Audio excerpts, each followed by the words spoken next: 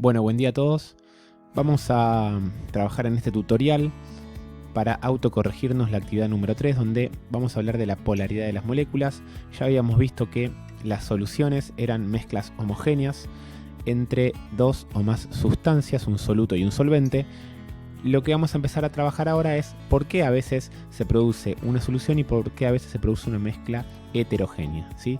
Acá vemos un ejemplo de una solución donde veo dos tipos de partículas de dos sustancias que se sienten atraídas entre sí por fuerzas de atracción entre esas moléculas, que se llaman fuerzas intermoleculares, y es lo que van a ver ustedes en la próxima clase, ¿sí?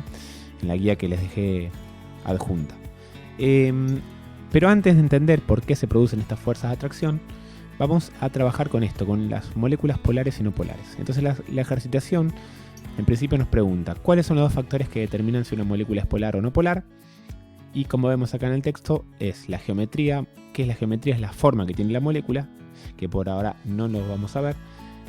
Y lo más importante es la presencia de un átomo muy electronegativo: oxígeno, nitrógeno o flúor. ¿Qué significa que sea muy electronegativo? Que si yo tengo una molécula donde tengo varios, están unidas formando una molécula grande, y tengo un elemento que es muy electronegativo, esto significa que este elemento va a atraer los electrones, es decir, esas cargas negativas que están formando parte de las uniones químicas, hacia su zona. Entonces forma un polo negativo sobre ese átomo, y el que esté más unido a ese va a ser un polo positivo, ¿sí? ¿Eso de qué significaba? Que sea electronegativo, que atrae electrones. ¿Cuáles son los átomos que generalmente generan polaridad? Los acabamos de nombrar: nitrógeno, oxígeno y flúor. Y explicamos recién la definición de electronegatividad y entendimos por qué pasa esto. Y después pregunta, indicar cuáles de las siguientes moléculas son polares o no polares. Fíjense que esta tiene dos átomos muy electronegativos, en este caso son los mismos, oxígenos. Esta es una molécula polar. Esta es no polar porque no hay ni nitrógeno, ni oxígeno, ni flúor. Todos los hidrocarburos son no polares, como este también, por ejemplo. Y este también es polar porque tiene el nitrógeno, que es muy electronegativo. Y tendrían que indicar los polos positivos y negativos. Bueno, sobre los oxígenos, ¿sí?, lo redondean y ponen un signo menos, que significa polo negativo. Y sobre el carbono y este hidrógeno sería el polo positivo, porque están muy unidos a estos dos negativos. Toda esta zona la consideramos zona no polar. Esta no polar no tiene polos, esta tampoco. No le pongan polos, si le pusieron está mal porque en realidad no tiene polos. Entonces no puedo tener ningún lugar negativo ni un lugar positivo.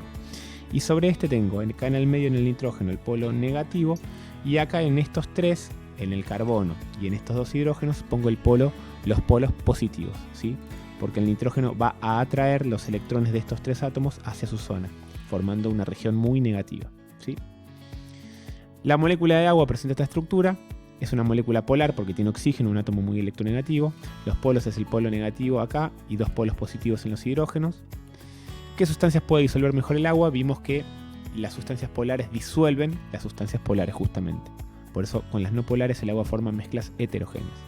Y de estas dos sustancias, entonces la que se va a disolver en agua va a ser esta porque también es polar, tiene el oxígeno ahí metido. En cambio el butano no se va a disolver en agua.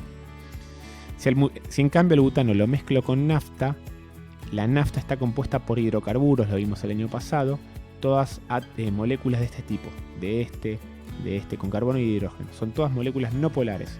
Por lo tanto, si a este butano, que tiene esta estructura de acá, lo mezclo con la nafta, se va a formar una solución también, porque es no polar mezclado con otra sustancia no polar, como sería la nafta, ¿sí? Los hidrocarburos de la nafta. Bueno, si les quedó alguna duda, igualmente el lunes vamos a tener una reunión por Zoom optativa para los que necesiten. Pónganse a trabajar ahora sí con la clase virtual número 4.